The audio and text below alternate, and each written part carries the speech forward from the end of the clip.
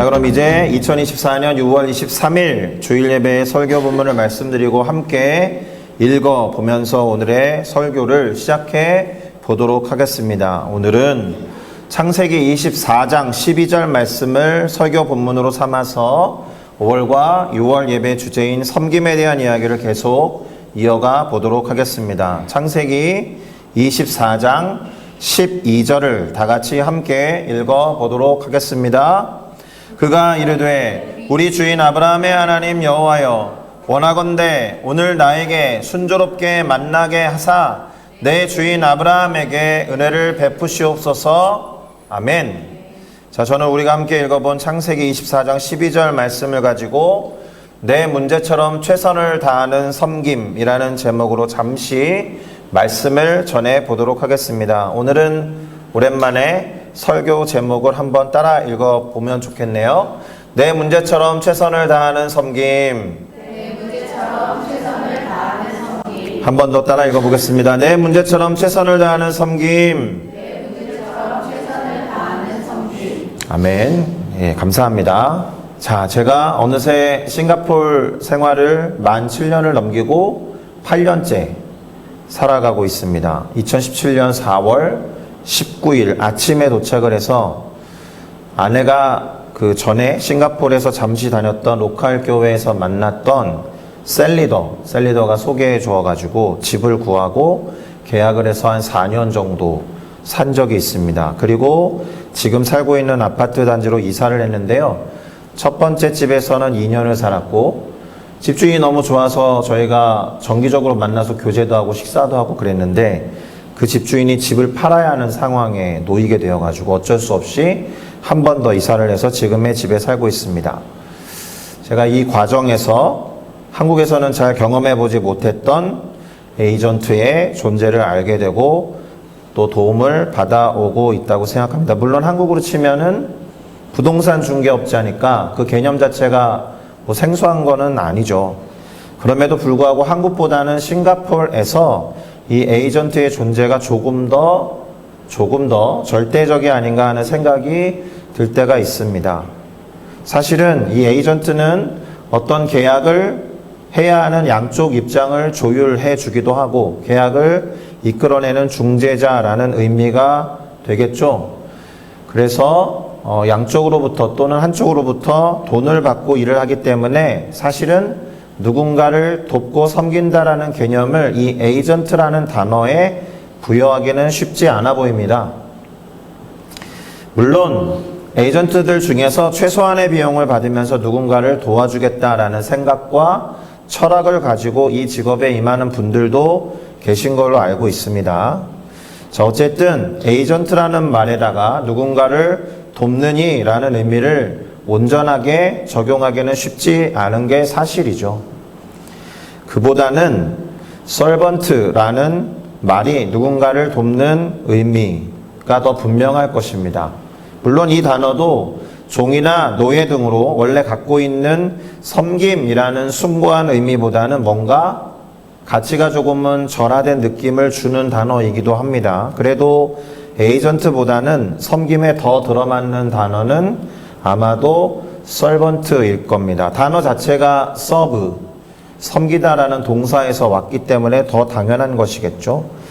자, 오늘 우리가 읽어보았던 본문과 관련해서 우리는 한 주인, 마스터라고 부르는 한 주인과 a servant, 한 종을 먼저 떠올리지 않으면 안 됩니다. 마스터라고 부르는 주인과 servant라고 부르는 종의 개념이요.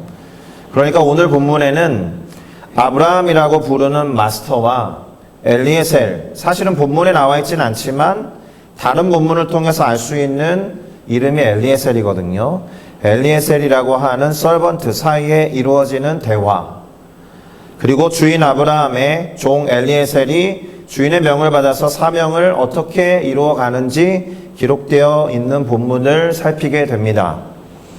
자, 오늘 설교 본문이 기록된 창세기 24장의 첫 부분을 한번 살펴보도록 하겠습니다. 엘리에셀은 오늘 본문에서 아브라함의 오래된 종으로 표현되어 있어요. 그러니까 창세기 24장 2절에 보니까 아브라함이 자기 집 모든 소유를 맡은 늙은 종에게 무엇인가를 말하려고 이르되 이렇게 시작되고 있음을 봅니다. 자, 아브라함이 자기 집의 모든 소유를 이 늙은 종, 그러니까 자신과 오랜 시간 동안 함께 해왔던 엘리에셀에게 맡겼다라는 것을 알 수 있죠. 아브라함은 이 당시에 엄청난 부자였습니다. 당대에 유명하고 또 손에 꼽는 부자였으니까 그의 모든 소유를 늙은 종 엘리에셀에게 맡겼다라는 것은 그가 주인 아브라함의 신뢰를 두텁게 받고 있는 종이다라는 것을 알 수 있는 대목이다라는 거죠. 그리고 나아가서 이 말은 엘리에셀이 주인 아브라함을 그만큼 잘 섬겨왔다라는 뜻도 되는 겁니다. 그렇지 않았다라면 그의 모든 소유를 맡기지도 않았을 테고 아브라함의 집안에서 오랜 시간 동안 늙을 때까지 종으로 섬기지 못했을 테니까 아마도 분명할 겁니다. 그래서 아브라함은 이 늙은 종, 그러니까 자신과 오랜 시간 함께 해왔던 엘리에셀에게 이상한 말을 하죠. 청하건대 내 허벅지 밑에 내 손을 넣어라 라고 말합니다. 지금 앉아 계신 자리에서 누군가가 손을 허벅지 밑에 넣는 거예요.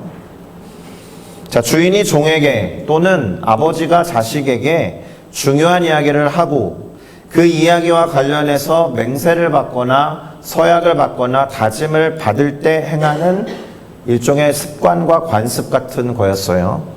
그러니까 아브라함은 지금부터 자신이 대단히 신뢰하는 종 엘리에셀에게 중요한 당부의 이야기를 하고자 한다라는 것을 저 말을 통해서도 알 수가 있는 것이고, 만약에 엘리에셀이 주인이 말한 것과 같이 자신의 손을 아브라함의 허벅지 밑에 넣으면서 혹시라도 얘기를 듣게 된다라고 한다면 그렇게 하겠다라는 결단 그리고 약속이 필요하다는 대단히 중요한 이야기를 하겠다라는 뜻이 되는 겁니다. 저 장면이 성경에 그렇게 많이 나오지 않아요. 내 허벅지 밑에 네 손을 넣어라. 자, 그러면 아브라함이 자신이 총애하는 종 이 엘리에셀에게 한 이야기가 무엇일지 살짝 궁금해지죠. 그냥 물어본 것도 아니고 네 손을 내 허벅지 밑에 넣어라 라고 하면서까지 한 이야기가 무엇일까요? 창세기 24장 3절에서 4절을 보니까 자신의 아들 이삭을 위한 아내를 구해오라는 명령을 주는 것을 알 수 있습니다. 뭐라고 합니까?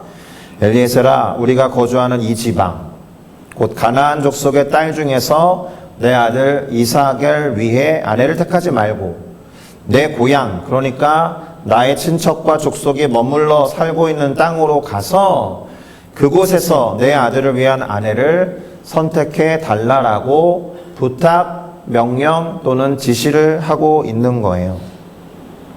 잠시 배경을 알아보기 위해서 지도를 하나 보여드려야겠죠. 지도를 보시면 가장 밑에 브엘라에로이라는 지명이 살짝 거쳐서 보일락말락하죠. 거기에 지금 아브라함과 그의 종 엘리에셀이 대화를 나누면서 머물러 있는 것입니다. 여기에서 저 맨 위쪽에 2시 방향 정도의 하란이라고 적혀 있죠. 이 하란이라는 곳에서 아브라함은 하나님으로부터 부름을 받았거든요. 너의 본토 친척 아비의 집을 떠나서 내가 너에게 지시할 땅으로 가라 라고 해서 이 밑으로 내려온 거란 말이에요. 그러니까 하란이라는 곳, 그곳에서는 또는 밧단 아람이라는 곳에는 아브라함이 떠났던 그의 친척들, 그의 본토 친족들이 살고 있었다라는 것을 알 수 있습니다. 참고로 그 거리는 800km가 훌쩍 넘는 꽤나 먼 여정이었어요.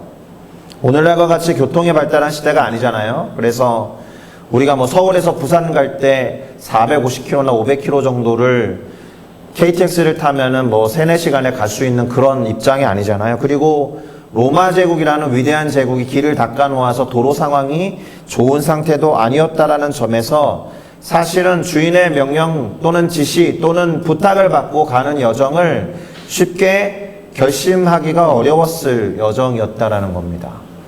그러니까 자신의 손을 주인의 허벅지 밑에다 넣지 않으면 저그거 안 할래요 라는 것이 되는 거예요.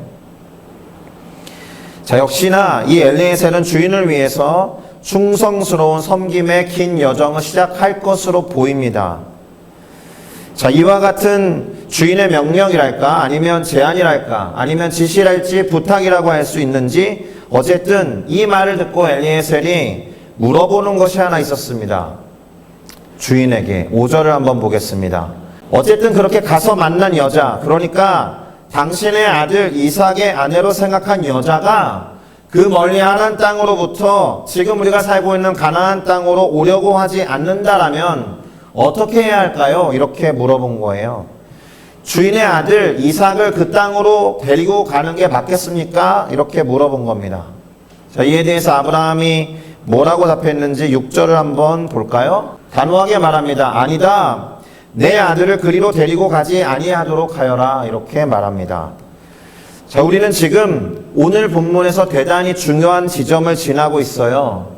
아브라함이 총애하는 충성스러운 종, 이 엘리에셀이 아브라함을 대신해서 자신의 주인의 아들 이삭의 아내를 찾아서 그 먼 곳 하란에 이르러서 정말 괜찮은 여성을 하나 찾았는데 만약 그 여성이 하란을 떠나서 시댁에 있는 가나안으로 오지 않겠다라고 하면 어떻게 할 것인가? 만약에 짝을 찾고 결혼에만 초점을 둘 거다라고 하면 이삭이 그곳으로 가도 크게 나쁘지 않은 일이 될 겁니다. 그런데 아브라함은 그렇게 하면 안 된다라고 상당히 단호하게 말하고 있습니다. 이 말은 그 여인 있잖아요. 누가 될지 모르겠지만 우리는 리브가가 그렇다라는 걸 다 알고 있는데 어쨌든 그 여인이 그 옛날에 아브라함 가족이 그 지역을 떠날 때와 마찬가지로 이 리브가라는 여성도 또는 이름 모를 그 여성도 그녀의 본토 친척 아비 집을 떠나는 결단을 해야 이 결혼이 성사된다라는 겁니다. 자신의 본토와 친척과 그녀의 아비 집을 떠나서 가나안으로 오는 것이 이 여인이 이삭의 짝이 맞는지 안 맞는지에 대단히 중요한 기준이 된다라는 말이에요. 아주 필수적인 포인트가 된다라는 뜻입니다. 아브라함이 그러면 왜 이렇게까지 말해야 했는지를 그 다음 구절을 통해서 살펴보아야 합니다. 그것을 알아가는 것이 상당히 중요한데요. 아브라함이 뭐라고 했는지 창세기 24장 7절을 읽어보도록 하겠습니다. 제가 읽을게요.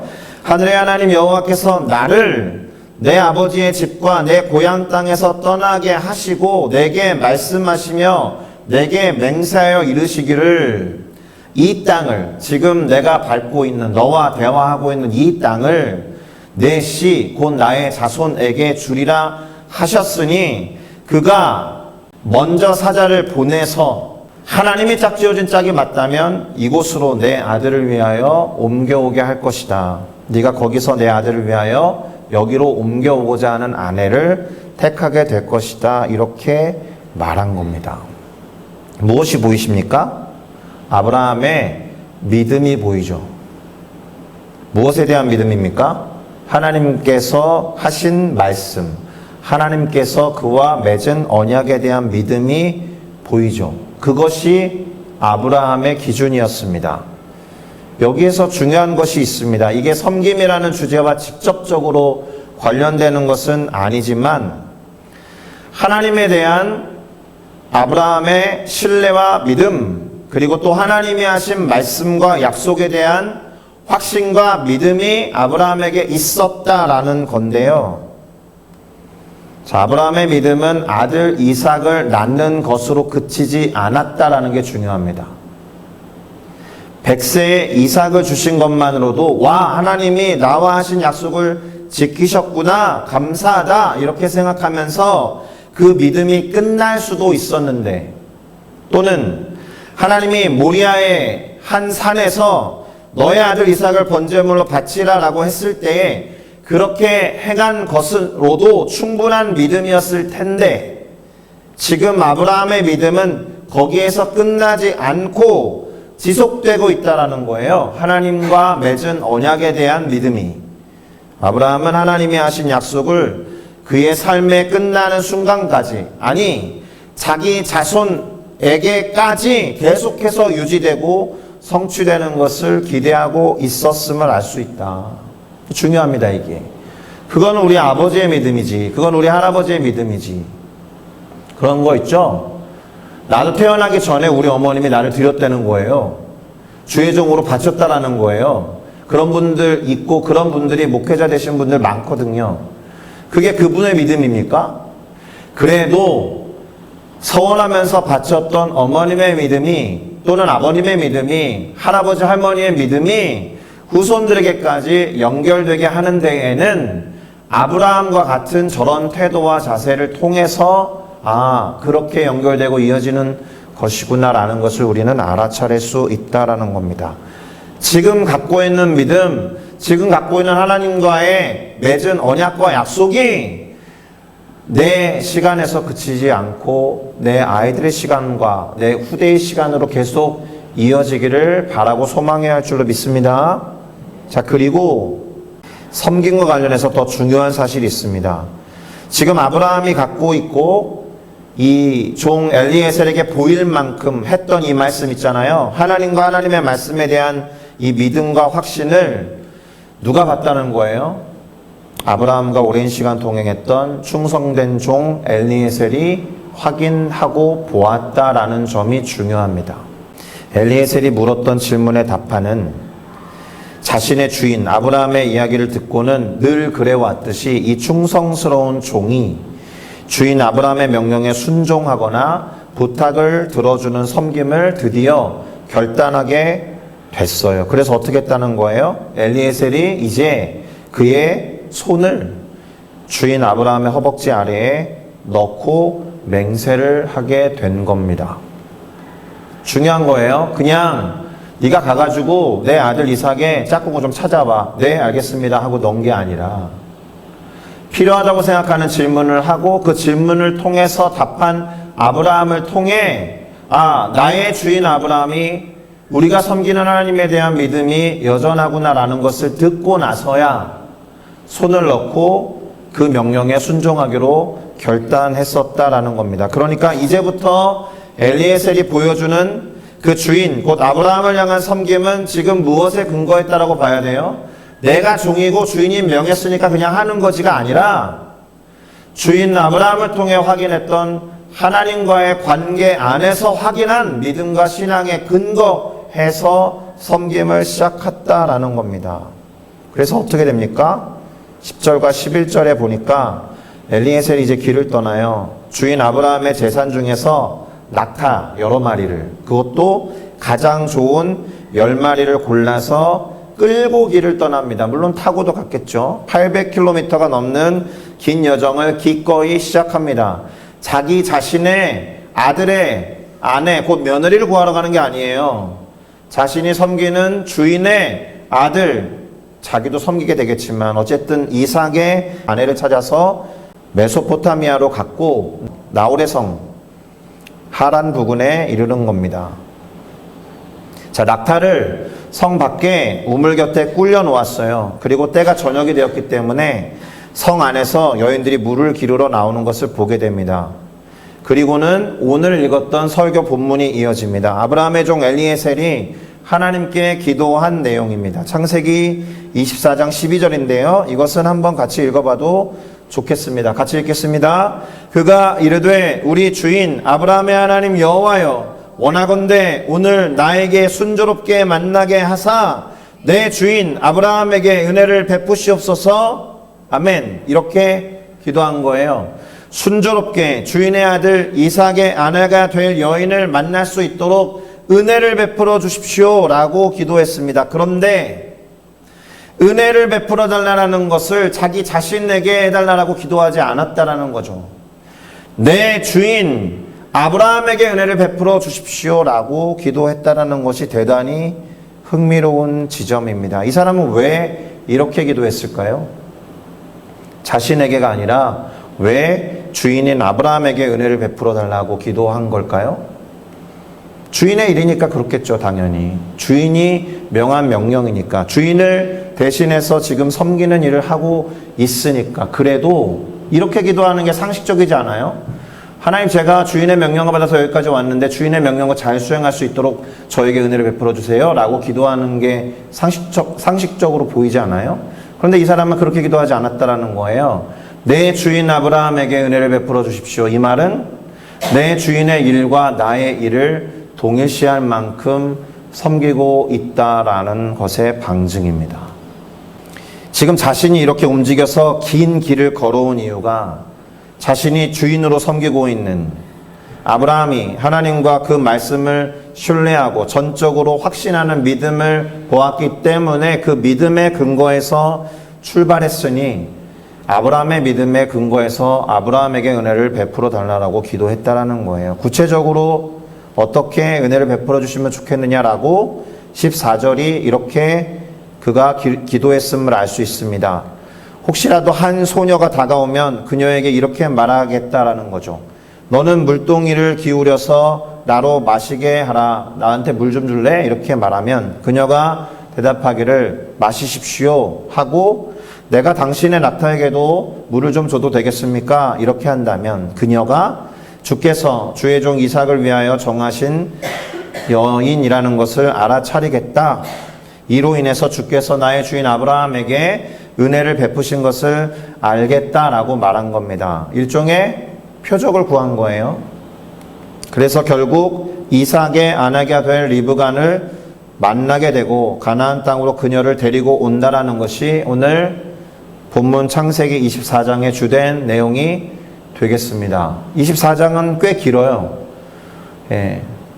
자, 본문을 살피고 설명해 드린 일은 여기까지만 할 겁니다. 자, 그러면 이제 섬김에 관련된 이야기를 해보면서 설교를 마무리하는 작업을 진행해 보도록 하겠습니다. 오늘은 이 섬김의 문제를 믿음, 곧 확신과 신뢰와 관련시켜서 살펴보는 작업을 해보려고 합니다.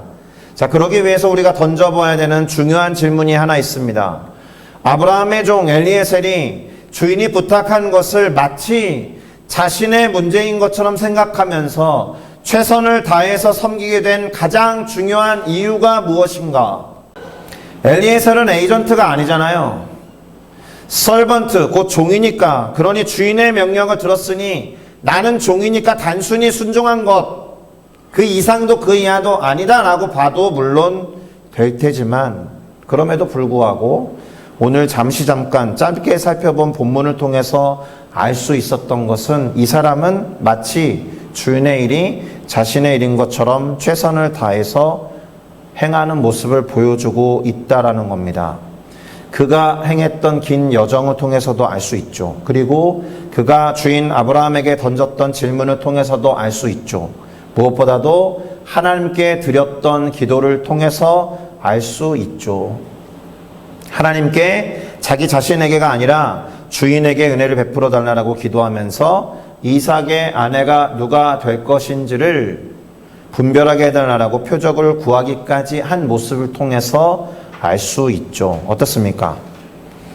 자, 아브라함과 이 엘리에셀은 수십 년을 함께한 사람이고 두 사람 사이에 대단히 두터운 신뢰관계가 있으니까 사실은 별다른 설명도 필요 없이 이렇게 행하는 것이 당연한 것처럼 보이기도 합니다만 오랜 시간 함께한 신뢰관계를 넘어서서 엘리에셀이 보았던 게 뭐라고요? 아브라함이 갖고 있었던 하나님에 대한 믿음과 확신, 하나님의 말씀을 향한 믿음과 확신, 그 언약과 말씀을 향한 믿음과 확신 때문에 이렇게 행동할 수 있었다라고 하는 결론에 이르게 된다라는 겁니다.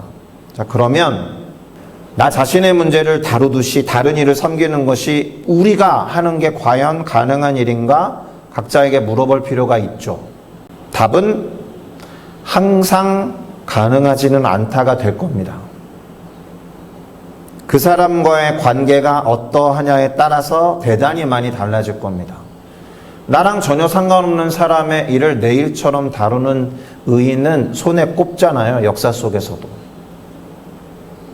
자, 저는 그런 이야기를 종종 듣습니다. 누군가가 도와달라고 해서 열심히 도와줬는데 그게 충분하지 않았는지 되려 좋은 소리를 듣지 못했다라는 이야기를 들었던 경우도 있습니다.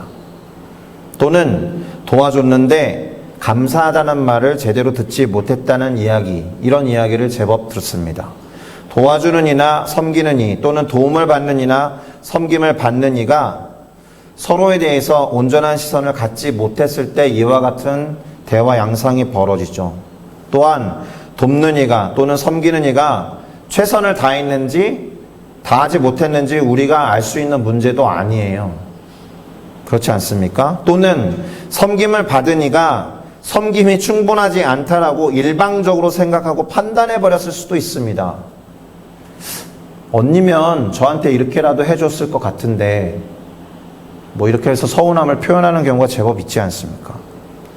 섬기는 분 입장에서는 야, 내가 이것까지 해야 하나 싶은 질문과 의구심이 드는 경우도 제법 있잖아요. 그리고 좋은 소리를 못 들으면 차후에 그 사람에 대한 섬김을 결단하기가 쉽지 않겠죠. 자, 관계가 아무리 좋아도 각자가 원하는 수준이 다를 수 있기 때문에 항상 그 사람의 문제를 나 자신의 문제를 다루듯이 최선을 다해서 섬길 수 있다라고 말할 수 없는 거예요.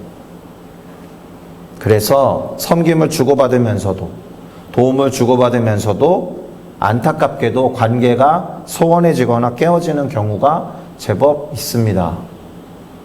자, 그럼에도 불구하고 오늘 본문을 통해서 확인하게 되는 아브라함의 종 엘리에셀의 섬김은 그가 자기 자신의 문제처럼 주인의 문제를 생각하고 최선을 다한 것처럼 보여서 우리로서는 그렇게 할 수 없을 것 같은데 라고 생각하는 이 지점에서 우리에게 큰 귀감이 된다. 그리고 마음에 큰 울림을 준다라는 거예요.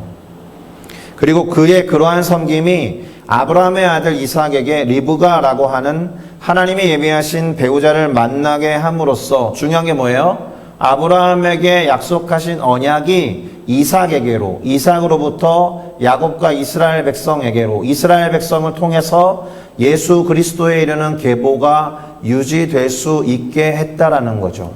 엘리에셀의 섬김이 크고 위대한 이유는 바로 여기에 있습니다. 성경의 맥과 흐름을 놓고 보면 엘리에셀이 자기 주인 아브라함의 요구를 자기 자신의 것처럼 최선을 다해서 섬긴 결과와 열매가 어쩌면 예수 그리스도라는 열매와 결과로 나타난 것이 아니었을까라는 생각도 조금은 무리일 수 있겠지만 해볼 수 있다라는 거예요. 그러니 나는 누군가를 위해서 그렇게 할 수 있는가 하는 질문. 그래서 그 누군가가 무엇인가를 지속하고 그 지속한 결과와 열매를 맛볼 수 있게 도와줄 수 있는지 질문을 던져보자는 겁니다. 이미 간단히 말씀드린 바와 같이 엘리에셀이 주인 아브라함을 이렇게까지 섬길 수 있었던 것은 두 사람 사이에 두터운 신뢰 관계에 있었기 때문이기도 하지만 오늘 본문을 통해서 보면 둘 사이에 나눈 대화를 통해서 확인해 보면 현장에 간 엘리에셀이 또한 하나님께 했던 기도를 통해서 본다면 뭐라고 말해야 돼요? 엘리에셀이 주인 아브라함의 하나님 곧 여호와 하나님을 신뢰하면서 붙잡았던 믿음을 자신도 모르는 사이에 공유한 자였기 때문에 그렇게 할 수 있었다라는 겁니다. 둘 사이의 신뢰관계도 중요한 일이지만 내가 섬기고자 하는 사람의 하나님을 향한 믿음과 신뢰가 나의 섬김을 최선을 다하는 섬김이 되게 만들었다라는 겁니다. 게다가 이와 같은 섬김을 명하신 분이 하나님이구나라는 믿음이 있을 때, 아, 이 일을 하나님이 원하시는구나라는 확신이 든다면 그때부터 그 섬김을 받는 사람의 일이 아니라 섬기는 사람의 일이 될 것입니다. 나의 일이 된다라는 거예요. 다시 말해서 하나님이 나로 하여금 다른 누군가를 섬기기를 원하신다면, 그게 너무나도 명확하다면 그 사람과의 신뢰관계 이전에 나를 향해서 말씀하신 하나님을 믿는 믿음 때문에 그 섬김을 내 일과 같이 최선을 다해서 행할 수 있을 거다라는 겁니다. 주인의 명령에 순종하는 것 이전에 주인을 섬기는 것이 하나님의 뜻이라는 확신과 믿음이 있다면 그게 주인 때문이 아니라 하나님 때문에 그렇게 할 수 있다라는 것입니다. 할렐루야. 그러니까 다른 이의 부탁이 아니라 그것이 하나님의 뜻이라고 확신할 때, 네가 부탁하니까 들어줄게라는 인간적인 그런 관계에서 결정나는 것 말고요, 아, 그것이 하나님의 뜻이구나라는 것을 확신할 때 그 섬김은 나의 섬김이 된다. 이 말을 꼭 기억해 주시기를 바랍니다. 그리고 나아가서 그 섬김을 하나님이 기뻐하시고 그 섬김을 하나님이 사용하실 거다라는 믿음이 있을 때 우리는 기꺼이 누군가를 자기 자신처럼 섬길 수 있겠죠. 그래서 결론적으로 섬김이라는 것은 다른 사람과, 그러니까 내가 섬기는 그 사람, 섬김을 받는 그 사람, 그런 사람과의 관계인 것처럼 보이지만 사실은 하나님과의 관계가 섬김을 결정한다라는 거예요. 하나님과의 관계가 좋으면 좋을수록 누군가를 자기 자신처럼 섬기게 될 거다라는 말입니다. 하나님과의 관계가 좋지 않다면 다른 사람과의 관계나 섬김도 그다지 좋지 않을 거다라고 말할 수 있어요. 부분적으로는. 하나님과의 관계가 대단히 좋아 보이는 사람이 누군가를 한 번도 섬기지 않는다? 그러면 그 사람이 하나님과의 관계가 좋다라고 확신할 수 없다라는 뜻입니다. 다른 사람과의 관계가 좋지 않으면서 다른 사람을 잘 섬기지 못하면서 하나님 앞에서 예배하는 형식만 보인다? 형식주의에 불과할 수 있다라는 것입니다. 그러니 결론적으로 이렇게 말씀드릴 수 있을 것입니다. 누군가를 자기 자신처럼 최선을 다해서 섬기는 사람은 하나님의 마음을 아는 사람일 것이다. 그럴 때 그 사람은 자기 자신에게 행하듯 그 누군가를 최선을 다해서 섬기게 될 것이다. 그래서 아브라함이 믿음의 사람인 것처럼 보이지만 아브라함의 믿음의 사람이다라는 위대함은 어디에서 드러나느냐 하면 아브라함과 오랜 시간 함께했던 엘리에셀이라는 사람에게서도 아브라함과 유사한 믿음을 발견할 수 있기 때문에 아브라함의 믿음이 위대한 것입니다. 아브라함의 아들 이삭에게서도 아브라함까지는 아니어도 위대한 믿음을 발견할 수 있기 때문에 아브라함의 믿음이 위대한 겁니다. 그러니까 우리가 갖고 있는 믿음이 누군가에 영향을 끼쳐서 그 사람도 나와 유사한 믿음을 갖게 된다라면 그것만큼 위대한 믿음이 없는 것이죠. 자, 이제 마무리를 해보겠습니다. 오늘은 아브라함의 종이 주인 아브라함의 아들 이삭의 아내가 될 여인을 구하러 간 모습을 통해서 섬김의 원리를 찾아보려고 했었습니다. 그리고 가장 마음에 와닿았던 모습은 무엇이냐? 엘리에셀이 그 자신의 문제처럼 주인 아브라함의 문제를 생각하면서 섬겼다라는 점에 있습니다. 하나님께 간절히 기도한 내용을 통해서도 드러났고 그가 오랜 시간 동안 아브라함을 섬기면서 신뢰를 받아온 이유가 바로 그러한 모습이라는 점에서도 우리에게 깊은 울림을 줍니다. 나 자신의 문제를 다루듯이 다른 이를 섬기는 모습을 결단할 수 있었으면 좋겠습니다. 그리고 그가 보여준 섬김에 있어서 가장 중요한 요소는 주인 아브라함의 하나님, 곧 여호와 하나님을 신뢰하면서 그 자신도 굳건히 붙잡았던 믿음에 근거해서 섬겼다라는 거예요. 하나님의 마음을 알았다라는 것입니다. 그래서 어찌 보면 이 섬김이라는 것이 사랑에 근거한 것 같지만 사실은 그것 이상으로 믿음이라는 덕목과 깊이 관련된 측면이 있습니다. 하나님을 섬기는 자로서 하나님이 누군가를 섬기기를 원하신다면 그 하나님을 믿는 믿음 때문에 그 섬김에 최선을 다할 수 있을 것입니다. 또한 그 섬김을 하나님이 기뻐하시고 사용하실 거다라는 믿음이 있을 때 기꺼이 누군가를 자기 자신처럼 섬길 수 있다라고 믿습니다. 그러기 위해서 필요한 것이 하나님의 마음을 아는 것이다. 그럴 때 다른 이를 하나님의 마음에 합하게 섬길 수 있기 때문에 그렇습니다. 결론입니다. 하나님과의 관계가 섬김을 결정해요. 하나님과의 관계 안에서 다른 이들을 바라보고 다른 이들의 필요를 채워줄 수 있는 하나님의 마음을 소유한 사람들이 되시기를 예수 그리스도의 이름으로 축복합니다. 그저 섬김의 이벤트에 한번 참여했다라고 해서 그 정도가 아니라 이왕이면 성심을 다해서 죽게 하듯이 최선을 다하는 섬김을 결단해 보면서 나 자신과 같이 누군가를 섬기고 도와주는 우리 교회와 성도님들이 되시기를 예수의 이름으로 축복합니다. 기도하시겠습니다.